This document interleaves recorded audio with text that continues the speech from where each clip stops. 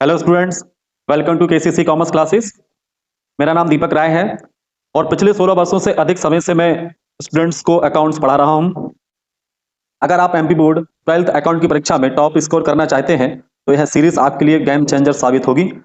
आज के part first में हम 2024 के इंपोर्टेंट न्यूमेरिकल क्वेश्चंस को सॉल्व करेंगे और एक्सप्लेन करेंगे, जिससे आपको एग्जाम पैटर्न अच्छे से समझ में आएगा। क्या आप जानते हैं कि हर साल कुछ क्वेश्चन बार बार रिपीट होते हैं? अगर आप इन प्रश्न को अच्छी तरह समझ लेते हैं तो अच्छा स्कोर पाना बहुत आसान हो जाएगा।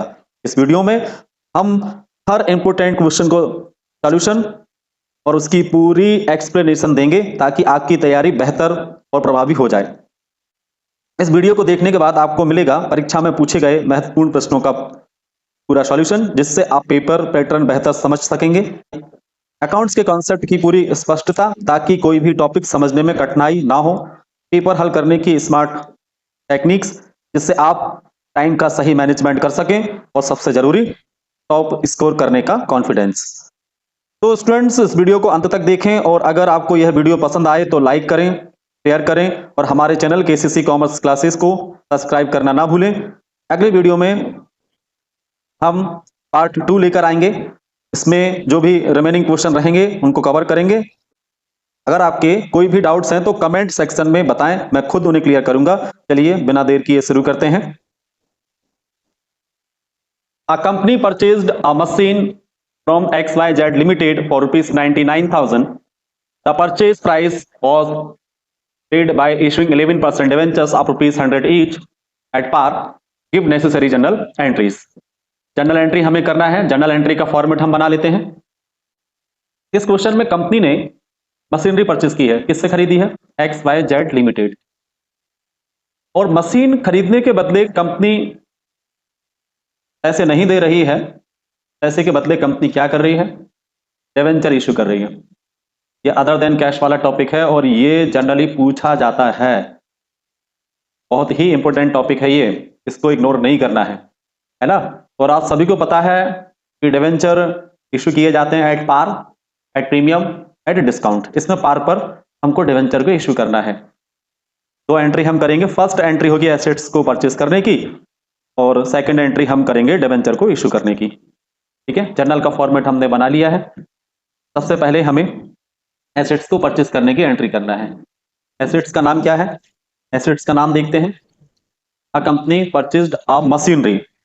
मशीन खरीदी है तो क्या करेंगे? Machinery account debit.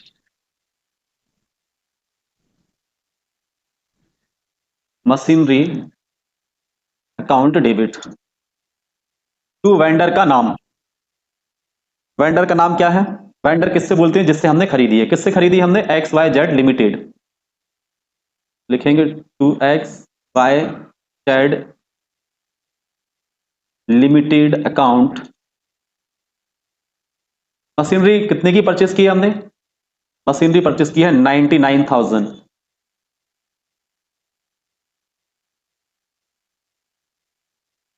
99,000 डेबिट में एंड 99,000 क्रेडिट में। ठीक है, एडिशन क्या हो जाएगी? Being machinery purchased. Being machinery purchased.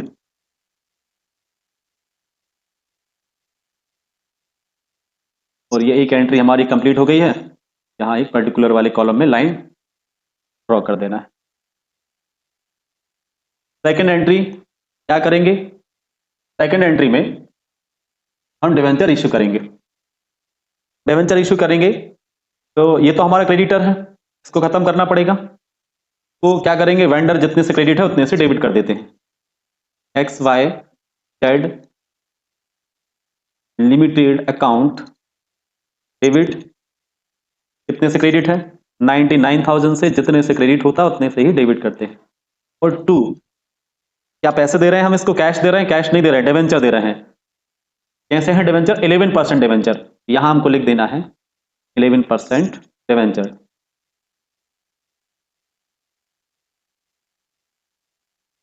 99,000 debit में, 99,000 क्रेडिट में। नरेशन क्या हो जाएगी? बीइंग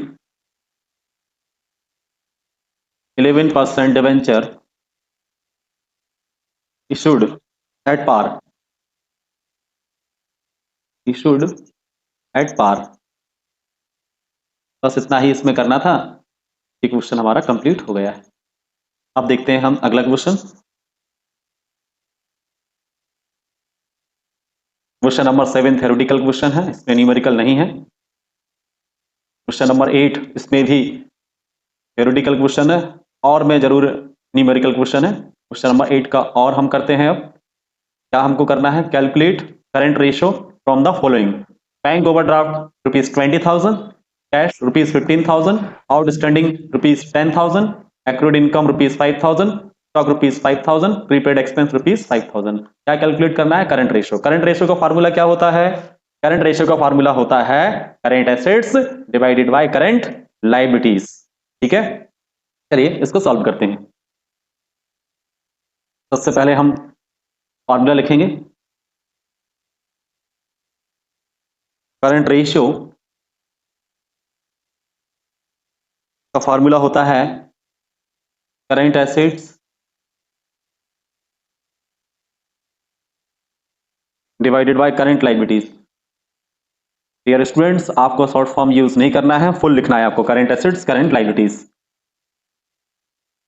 तो हमें सबसे पहले करंट एसेट्स पता करना है। करंट एसेट्स ऐसी एसेट्स जो कि विद इन 1 ईयर कैश में कन्वर्ट हो जाती है, ऐसी एसेट्स को हम करंट एसेट्स बोलते हैं। इनमें क्या रहेगा? Current assets, cash current assets होती है, एक्रूड इनकम करंट एसेट्स होती है, स्टॉक या इन्वेंट्री भी बोलते हैं इसे, ये भी करंट एसेट्स है, और प्रीपेड एक्सपेंस ये करंट एसेट्स हैं। आउटस्टैंडिंग एक्सपेंस क्या है? Current liabilities. बैंक ओवरड्राफ्ट क्या है? Current liabilities.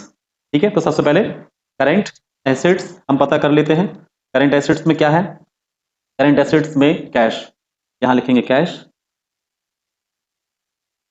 कैश के बाद आउटस्टैंडिंग एक्सपेंस, ये तो करंट लायबिलिटीज होती है। Accrued income, accrued income, accrued income के बाद स्टॉक, ये भी करंट एसेट्स है। स्टॉक के बाद प्रीपेड एक्सपेंस,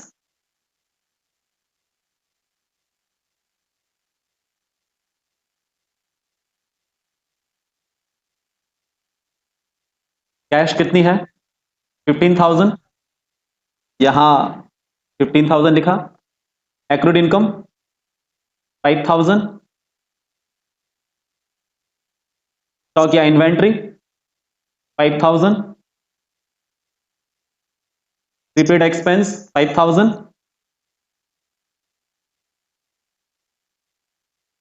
इनको ऐड करेंगे तो टोटल करंट एसेट्स कितनी हो जाएंगी? 30,000, ये 30,000 करंट एसेट्स हो गई। अब हमको करंट रेशियो निकालने के लिए करंट एसेट्स हमें प्राप्त हो चुकी है, करंट लायबिलिटीज और हम पता कर लेते हैं। रिमेनिंग जितने भी आइटम है सारी ही करंट एसेट्स है, जैसे कि बैंक ओवरड्राफ्ट, यहां लिखेंगे हम बैंक ओवरड्राफ्ट। बैंक ओवरड्राफ्ट के बाद outstanding expense, outstanding expense. Bank overdraft कितना है? 20,000, यहां 20,000, आउटस्टैंडिंग एक्सपेंस 10,000, दोनों को ऐड करेंगे we will get 30,000। Current liabilities भी हमारी 30,000 आ गई है। अब करंट रेशियो निकालने के लिए दोनों ही हमको प्राप्त हो चुके हैं, करंट एसेट्स भी हमको पता चल गई है, करंट लायबिलिटीज भी हमको पता चल गई है। अब हम करंट रेशियो निकाल सकते हैं। तो करंट रेशियो निकालेंगे। करंट एसेट्स 30,000, करंट लायबिलिटीज भी कितना है? 30,000। ठीक है, तो सॉल्व करेंगे तो 4 जीरो से ये 4 जीरो, 3 बन जाए 3, इसका आंसर रहेगा 1:1। ये क्वेश्चन भी हमने बहुत ही आसान तरीके से सॉल्व कर लिया है। अब देखते हैं हम नेक्स्ट क्वेश्चन। अगले क्वेश्चन में क्वेश्चन नंबर 9 थ्योरेटिकल क्वेश्चन है और में भी थ्योरेटिकल है। 9 के बाद क्वेश्चन नंबर 10 पार्टनरशिप की डेफिनेशन है, थ्योरेटिकल है। Profit and loss appropriation account क्या होता है आपको पता होगा। पार्टनरशिप का जो बेसिक कॉन्सेप्ट वाला चैप्टर है उसी चैप्टर से लिया गया है। इसका नेचर क्या होता है? एमसीक्यू में पूछ लिया जाता है। नॉमिनल अकाउंट, है ना, नॉमिनल अकाउंट होता है। और क्यों बनाया जाता है? पार्टनर्स के बीच में फर्म का प्रॉफिट बांटने के लिए हम इस अकाउंट को बनाते हैं। क्वेश्चन नंबर 11 ये भी थ्योरेटिकल है, fixed capital method and fluctuating capital method और वाला। ठीक है, क्वेश्चन नंबर 11 का और वाला क्वेश्चन है। क्या है question? Sonu withdraw ₹5,000 at the beginning of each month, the rate of interest on drawings is 10% per annum, calculate interest on drawings. ठीक है, तो ड्राइंग्स पर इंटरेस्ट कैलकुलेट करने की दो मेथड होती हैं। फर्स्ट मेथड का नाम है प्रोडक्ट मेथड और सेकंड का नाम है एवरेज पीरियड मेथड। इसमें एवरेज पीरियड मेथड लगेगी। एवरेज पीरियड मेथड कहां लगती है? जहां अमाउंट और टाइम इंटरवल यूनिफॉर्म हो। अमाउंट एक जैसा है, हर महीने 5,000 रुपए निकाले हैं इसने और महीने के बिगिनिंग मतलब शुरुआत में निकाले हैं। ठीक है, तो टाइम इंटरवल भी आप देख रहे हैं यूनिफॉर्म है और अमाउंट भी यूनिफॉर्म है। यहां एवरेज पीरियड मेथड लगेगी। और एवरेज पीरियड मेथड में जो है आपको तीन टाइप के केस ज्यादा देखने को मिलते हैं, वही एग्जाम में पूछे जाते हैं। Beginning of each month, middle of each month and end of each month. ठीक है, तो बिगिनिंग ऑफ ईच मंथ में एवरेज पीरियड होता है 6.5, मिडिल ऑफ ईच मंथ में एवरेज पीरियड होता है 6 month and end of each month में एवरेज पीरियड होता है 5.5 मंथ। बस ये आप याद कर लो। ठीक है, यदि आपको समझना है कि ये कैसे आते हैं, इस पर मैंने वीडियो बनाई है, आप वीडियो देखेंगे। मैंने पिछले साल वीडियो बनाई थी, उसका आप थंबनेल में देखिए इंटरेस्ट ऑन ड्राइंग्स लिखा हुआ है, या आप मुझे कमेंट्स भी कर सकते हैं, या फिर मैं जो डिस्क्रिप्शन है उसमें मैं वीडियो का जो लिंक है वो मैं मेंशन कर दूंगा, तो आप वहां से भी देख सकते हो डिटेल में यदि आपको देखना है। ठीक है, अदरवाइज आप याद कर लो, बिगिनिंग ऑफ एवरी मंथ में एवरेज पीरियड होता है 6.5, मिडिल में 6 एंड में 5.5। याद कर लो, इतने से भी आपका काम हो जाएगा। ठीक है, और डिटेल में देखना है तो वीडियो का लिंक डिस्क्रिप्शन में मेंशन कर दूंगा। क्लियर है? चलिए इसको शुरू करते हैं। एवरेज पीरियड मेथड से इंटरेस्ट ऑन ड्राइंग निकालने का फॉर्मूला होता है, आप याद कर लीजिएगा इसको। इंटरेस्ट ऑन ड्राइंग्स का फॉर्मूला, टोटल ड्राइंग्स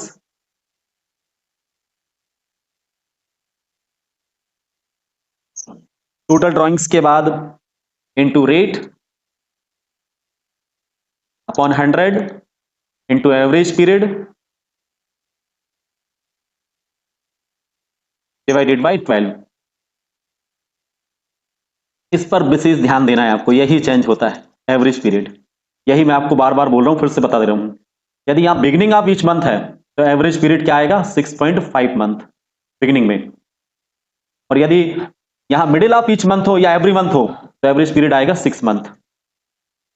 और यहां यदि ये लिखा आ जाए एंड ऑफ ईच मंथ या फिर एंड ऑफ एवरी मंथ तो एवरेज पीरियड होगा 5.5 मंथ। बस यही चेंज होगा, इतना आपको कर लेना है, आपका ये टॉपिक क्लियर हो जाएगा। तो सॉल्व करते हैं टोटल ड्राइंग्स। तो इसने 5,000 रुपए निकाले हैं बिगिनिंग ऑफ ईच मंथ। एक महीने में 5 निकाले, हमको एक साल का पता करना होता है। एक साल में कितने महीने होते हैं? 12 महीने होते हैं, 12 मंथ होते हैं। तो 5,000 का मल्टीप्लाई हम 12 में करेंगे, 60,000 आ जाएगा। तो टोटल ड्राइंग्स कितनी आ गई हमारी?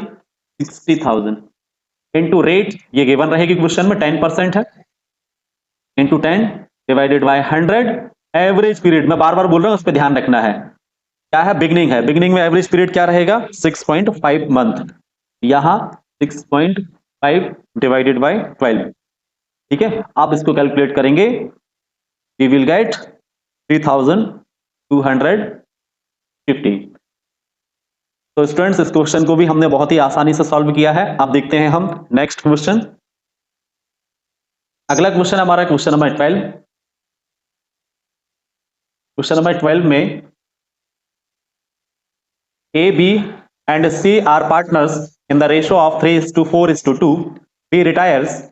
The new profit loss sharing ratio of A and C is 5:3. Calculate gaining ratio. बहुत ही आसान क्वेश्चन है। क्या होता है गैनिंग रेशियो का फॉर्मूला? वीडियो को पॉज करके बताइए आप। गैनिंग रेशियो का फॉर्मूला होता है new ratio minus old ratio. और सैक्रिफाइसिंग रेशियो का फॉर्मूला इसके अपोजिट होता है। क्या होता है? Old ratio minus new ratio. चलिए सॉल्व करते हैं। गैनिंग रेशियो हमको निकालना है इसमें। सबसे पहले हम गैनिंग रेशियो का फॉर्मूला लिखेंगे।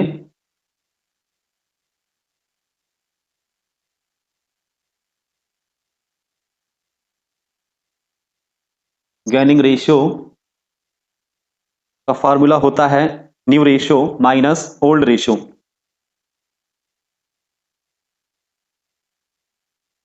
New ratio minus old ratio.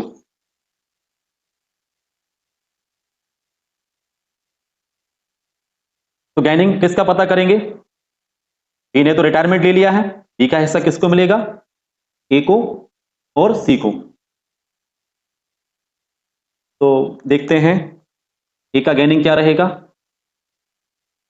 इस गैनिंग रेशो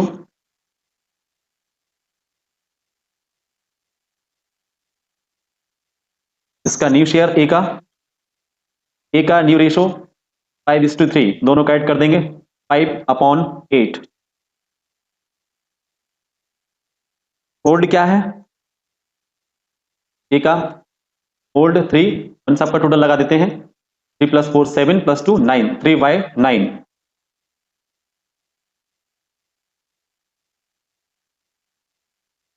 इनको सॉल्व करेंगे। 8 का मल्टीप्लाई 9 में करेंगे 72 आएगा। 9 का मल्टीप्लाई 5 में करेंगे 45। 8 का मल्टीप्लाई 3 में 24। माइनस करने पे क्या प्राप्त होगा हमको? 21 डिवाइडेड बाय 72। अभी कट नहीं करना है हमको। ए के बाद सी का गैनिंग हम पता करते हैं।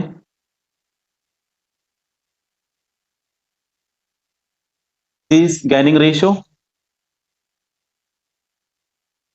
सी का गैनिंग रेशो के लिए क्या चाहिए हमको? फॉर्मूला अभी तो बताया था, न्यू रेशो। न्यू रेशो क्या है? 3/8 माइनस ओल्ड रेशो। ओल्ड क्या रहेगा? 2/9। 8 का मल्टीप्लाई 9 में करेंगे 72 आएगा। 9 का मल्टीप्लाई 3 में करेंगे 27। 8 का मल्टीप्लाई 2 में करेंगे 16। 27 में हम 16 माइनस कर देंगे 11 डिवाइडेड बाय 72। ये हमारा गैनिंग रेशियो आ गया है।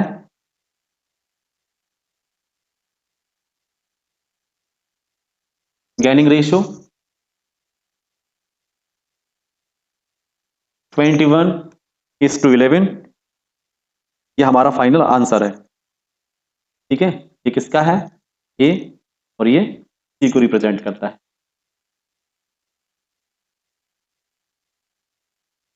तो इस क्वेश्चन को भी बहुत ही आसान तरीके से हमने समझ लिया है। अब देखते हैं हम अगला क्वेश्चन। नेक्स्ट क्वेश्चन है और में ही है।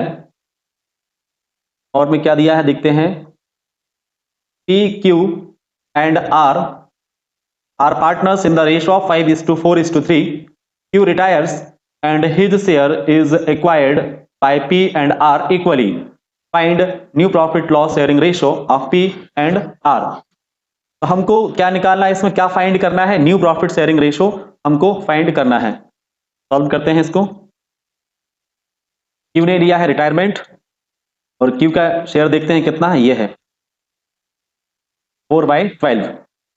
ये 4/12 जो हिस्सा है वो किसने लिया है, किसने एक्वायर किया है? पी और आर ने इक्वली, मतलब बराबर बराबर। क्यू का जो हिस्सा है वो पी और आर ने बराबर बराबर लिया है। ठीक है, तो फॉर्मूला क्या होता है न्यू रेशियो निकालने का? न्यू रेशियो निकालने का फॉर्मूला क्या होता है? रिटायरमेंट वाले चैप्टर में अलग होता है। रिटायरमेंट और डेथ में न्यू रेशियो का फॉर्मूला होता है old ratio plus gaining ratio. और यदि एडमिशन वाला चैप्टर होता तो क्या होता न्यू रेशियो का फार्मूला? एडमिशन वाला चैप्टर होता तो न्यू रेशियो का फार्मूला होता old ratio minus sacrificing ratio. लेकिन ये जो है रिटायरमेंट वाले चैप्टर से है। फार्मूला हम लिखते हैं आगे। न्यू रेशियो हमें फाइंड करना है तो इसका फार्मूला है old ratio plus gaining ratio.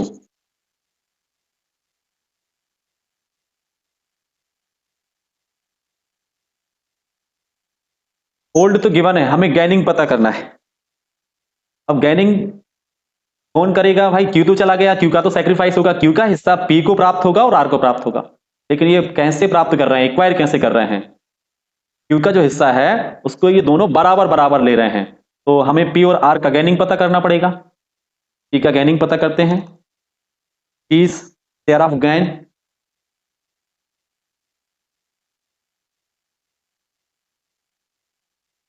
तो ये कैसे, क्यू का जो हिस्सा है, क्यू का हिस्सा कितना है 4/12, 4/12, ठीक है, बराबर बराबर बराबर मतलब 1:1, 1:1 मतलब 1/2, 1/2, 1/2, हम 4/12 का बराबर बराबर मतलब 1/2 होता है। तो जब हम निकालेंगे कितना आ जाएगा, 4 का मल्टीप्लाई 1 में करेंगे, जब भी मल्टीप्लाई लगा होता है तो यहाँ हमको क्रॉस मल्टीप्लाई नहीं करना है, न्यूमेरेटर का मल्टीप्लाई न्यूमेरेटर में, डिनोमिनेटर का मल्टीप्लाई डिनोमिनेटर में। 4 का मल्टीप्लाई 1 में करेंगे 1 आएगा, और 12 का मल्टीप्लाई 2 में करेंगे 24 आएगा, है ना। के बाद पी के बाद फिर हम पता करेंगे किसका गैनिंग, पी के बाद आर का, क्योंकि क्यू तो रिटायरमेंट ले रहा है, आर से शेयर ऑफ गैन,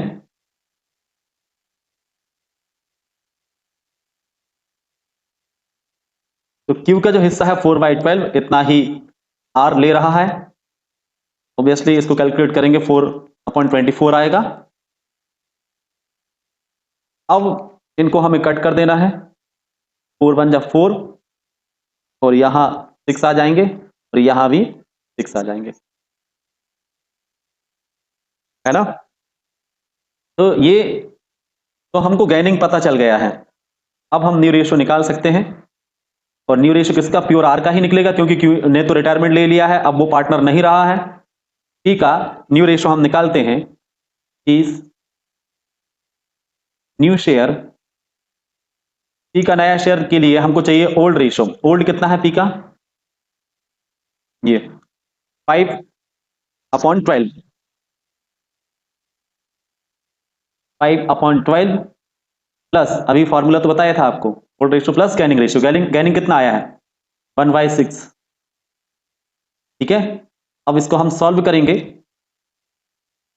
12 का मल्टीप्लाई 6 में करेंगे, ठीक है, 12 का मल्टीप्लाई 6 में करेंगे कितना आ जाएगा 72, 6 का मल्टीप्लाई 5 में करेंगे 30, प्लस है तो प्लस लगाया, प्लस 12, 30 और 12 कितने हो जाएंगे 42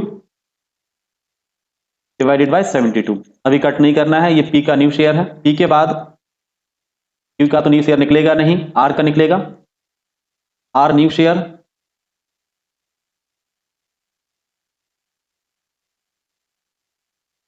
आर का न्यू शेयर के लिए होल्ड चाहिए हमको, होल्ड कितना है आर का 3/12 प्लस गैनिंग, गैनिंग कितना आया था आर का भी 1/6, 12 का मल्टीप्लाई 6 में करेंगे 72, 6 का मल्टीप्लाई 3 में करेंगे 18, प्लस 12 का मल्टीप्लाई 1 में करेंगे 12, कितने हो जाएंगे 18 + 12 30 डिवाइडेड बाय 72। अब हम रेशियो निकाल देते हैं, new ratio short form use नहीं करना है, बार बार बोल रहा हूं, आप फुल फॉर्म ही यूज करेंगे, न्यू रेशियो पूरा लिखना है आपको। पी का आया था 42, अच्छा रेशियो निकालने की कंडीशन होती है कि डिनोमिनेटर आपके सिमिलर होना चाहिए, जैसे यहां 72 है, यहां भी 72 है, ठीक है। अब हम रेशियो निकाल सकते हैं, पी का 42 है और आर का 30, यहां 42 और 30। अब इनको तब तक हमको कट करना है जब तक ये कटना बंद ना हो जाए, बस कंडीशन एक ही है, डिजिट एक ही होना चाहिए जिससे ये डिवाइड करें। बताइए कितने से, 6 7 × 42 और 6 5 × 30, ये हमारा आंसर है।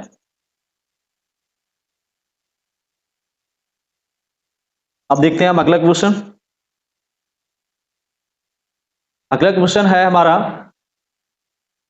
13 है, थ्योरेटिकल क्वेश्चन है, 13 के और में भी थ्योरेटिकल है, 14 14 14 के बाद 15 है, Anil had 25 shares of TRS Limited of ₹100 each. Anil paid ₹20 on application but could not pay ₹30 on allotment and ₹20 on first call. His share were forfeited after first call. Give journal entry for forfeiture. तो students इसमें general entry हमको करना है, केवल four feature की general entry करना है, लिखा है clear, give general entry for four feature. Share का फोर फीचर आपको पता होगा क्या होता है, जब भी शेयर होल्डर किसी इंस्टॉलमेंट के पैसे देने से इनकार कर देता है, तब हम उसके शेयर को फॉरफिट कर लेते हैं, जब्त कर लेते हैं। तो शेयर को फॉरफिट करने की एक ही एंट्री होती है, क्या होगी entry? Equity share, capital account debit. Share देखते हैं कौन से हैं इसमें, इन्होंने नहीं लिखा है इक्विटी है या प्रेफरेंस है। आपको पता होगा शेयर दो टाइप के होते हैं, इक्विटी शेयर और प्रेफरेंस शेयर्स। इन्होंने नहीं लिखा है कौन से, तो हम भी केवल शेयर लिखेंगे। Share capital account debit, share capital account debit to उन इंस्टॉलमेंट के हम नाम लिखते हैं जो कि शेयर होल्डर ने नहीं दी है। कौन कौन सी इंस्टॉलमेंट शेयर होल्डर ने नहीं दी है? अनिल, जिसके पास 25 शेयर थे टीआरएस लिमिटेड के, है ना, और 100 रुपए का एक शेयर था। Anil paid ₹20 on application. उसने एप्लीकेशन क्यों तो दिए? आपको पता होगा कितनी इंस्टॉलमेंट होती है, एप्लीकेशन होती है, एप्लीकेशन के बाद अलॉटमेंट होती है, अलॉटमेंट के बाद फर्स्ट कॉल होती है, सेकंड कॉल भी होती है ना। तो इसमें एप्लीकेशन तो दे दी, और एप्लीकेशन तो भाई कोई भी शेयर होल्डर वो तो देना ही पड़ेगा, क्योंकि सबसे पहले हम एप्लीकेशन मनी लेते हैं, उसके बाद हम शेयर को अलॉट करते हैं। एप्लीकेशन मनी इसने दे दी है, बट कुड नॉट पे ₹30 ऑन अलॉटमेंट। इसने अलॉटमेंट के पैसे नहीं दिए हैं, और ऑन फर्स्ट कॉल, और फर्स्ट कॉल के भी पैसे नहीं दिए हैं। तो यहां ध्यान दीजिए, इन्होंने ऐसा नहीं बोला है कि फाइनल कॉल, मतलब फाइनल कॉल भी हो सकती है। 100 का शेयर है, तो हमें ये देखना है कितने हो रहे हैं। ये 20 रुपए तो हो रहे हैं एप्लीकेशन पर, थोड़ा सा हमें ये देख लेना होता है, ये फाइनल कॉल तो नहीं है। ये रफ में थोड़ा सा आपको क्रॉस चेक करना पड़ेगा। 20 तो एप्लीकेशन के इसने दे दिए, है ना, अलॉटमेंट के नहीं दिए। कितने हैं? 30, अलॉटमेंट के 30, और फर्स्ट कॉल के ₹20, फर्स्ट कॉल के 20, तो 30 प्लस 20 कितने? 50 और 2 70। इसका मतलब सेकंड एंड फाइनल कॉल है। कितनी होना चाहिए? क्योंकि एक शेयर की फेस वैल्यू कितनी है? शेयर की फेस वैल्यू 100 है, जिसमें से 20 के बारे में बता रहे हैं, 30 और 20 यहां तक बताया, 30 और 20 50, 20 70, मतलब 30 रुपए होगी second and final call. Second and final 30 होगी, है ना। तो ये समझ जाइए, फर्स्ट कॉल अकेली है, फाइनल कॉल नहीं है ना। तो इसने कौन कौन से इंस्टॉलमेंट के पैसे नहीं दिए हैं? अलॉटमेंट नहीं दिया है, और फर्स्ट कॉल। फाइनल कॉल हमारे मन से मान के नहीं चल रहे हैं भाई कि फाइनल कॉल भी नहीं दी होगी, 2 कॉल नहीं दिए हैं। तो सबसे पहले यहां हम लिखते हैं इंस्टॉलमेंट का नाम, कौन सा आएगा? अलॉटमेंट, है ना। तो यहां लिखते हैं कौन सा इंस्टॉलमेंट है इसमें, कुड नॉट पे अलॉटमेंट, तो लिखेंगे share allotment account to share allotment account, और to share first call account. Final नहीं लगाना है, first call account, to share first call account, और to share forfeiture account, share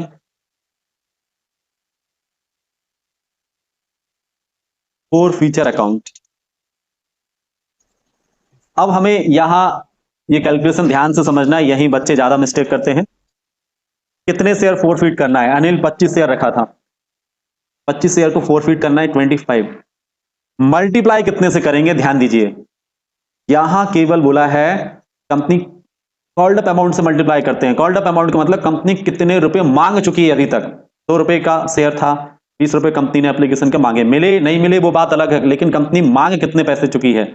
तो पहली इंस्टॉलमेंट जो एप्लीकेशन की थी 20 रुपए इस पे ले लिए, 30 रुपए अलॉटमेंट पे मांग लिए, 30 और 20 50, और 70 रुपए फर्स्ट कॉल पे मांग लिए। तो कॉल्ड अप अमाउंट 70 आएगा। तो कॉल्ड अप अमाउंट से मल्टीप्लाई करते हैं, नहीं तो बहुत से स्टूडेंट ये समझते हैं कि यहाँ 100 से मल्टीप्लाई हो जाएगा। हाँ, 100 से मल्टीप्लाई कब होता? जब वो लिखते कि अलॉटमेंट भी नहीं दिया, फर्स्ट कॉल भी नहीं दिया, और सेकंड एंड फाइनल कॉल भी नहीं दी है, तब हम मल्टीप्लाई करते 100 से। अभी 70 से ही मल्टीप्लाई करना है, 25 का मल्टीप्लाई हम 70 में करेंगे, कितना आ जाएगा? 1750।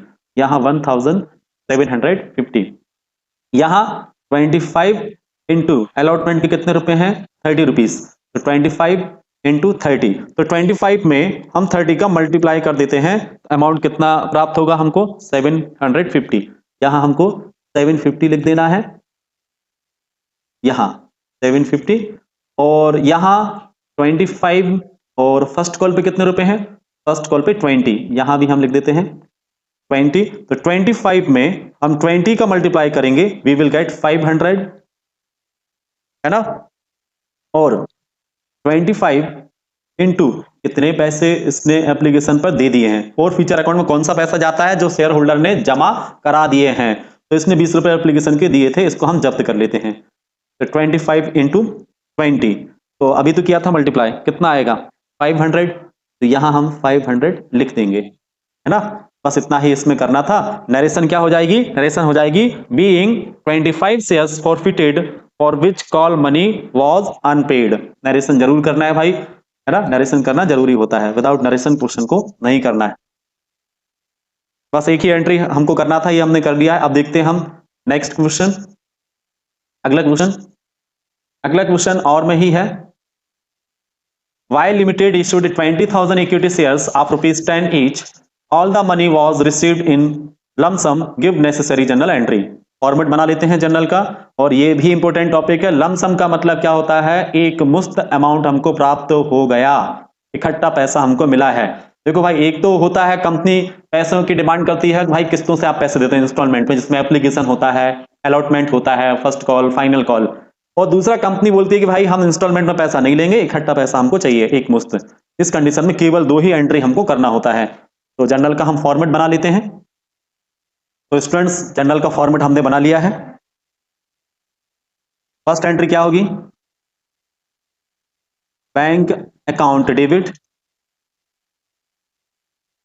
टू, कौन से शेयर हैं, इक्विटी शेयर हैं, तो to equity share holder account, to equity share holder account.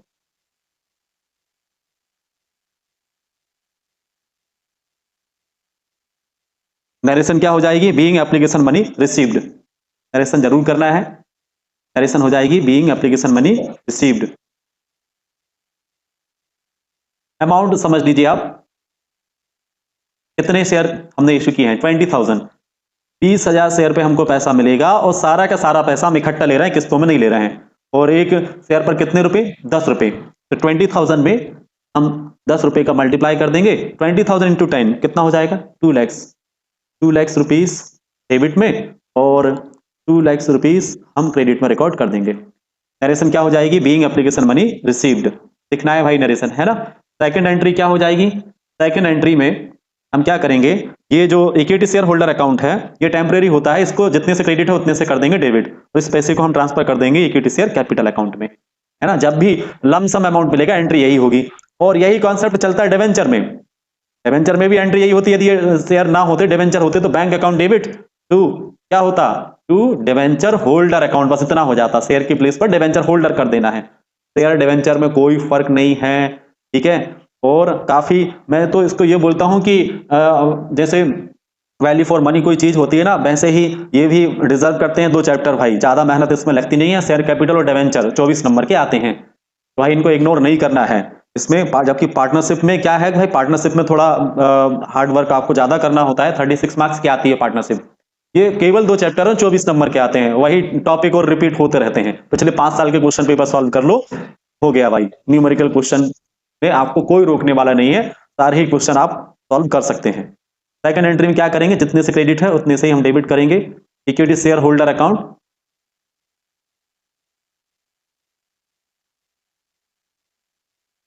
जितने से क्रेडिट है उतने से डेबिट करेंगे।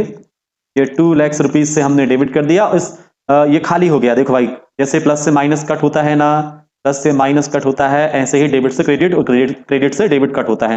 2 लाख से क्रेडिट था, 2 लाख से डेबिट कर दिया, ये अकाउंट हो गया खाली। इस पैसे को कहां भेजना है हमको, इक्विटी शेयर कैपिटल अकाउंट में। यहां लिखेंगे to equity share capital account, और यदि डिवेंचर होता तो 2% डिवेंचर अकाउंट, है ना। तो ये शेयर वाला चल रहा है हमारा, तो यही लिखेंगे इक्विटी शेयर कैपिटल अकाउंट, और यहाँ 2 लाख हमने कर दिया है रिकॉर्ड। नरेशन क्या हो जाएगी, being application money transferred to share capital account. 3 number वाले क्वेश्चन शुरू हो रहे हैं। 3 नंबर वाले क्वेश्चन हम अगली वीडियो में कवर करेंगे। अगर यह वीडियो आपके लिए उपयोगी रहा तो इसे लाइक करें, शेयर करें, और चैनल केसीसी कॉमर्स क्लासेस को सब्सक्राइब करें। मिलते हैं अगली वीडियो में, थैंक यू।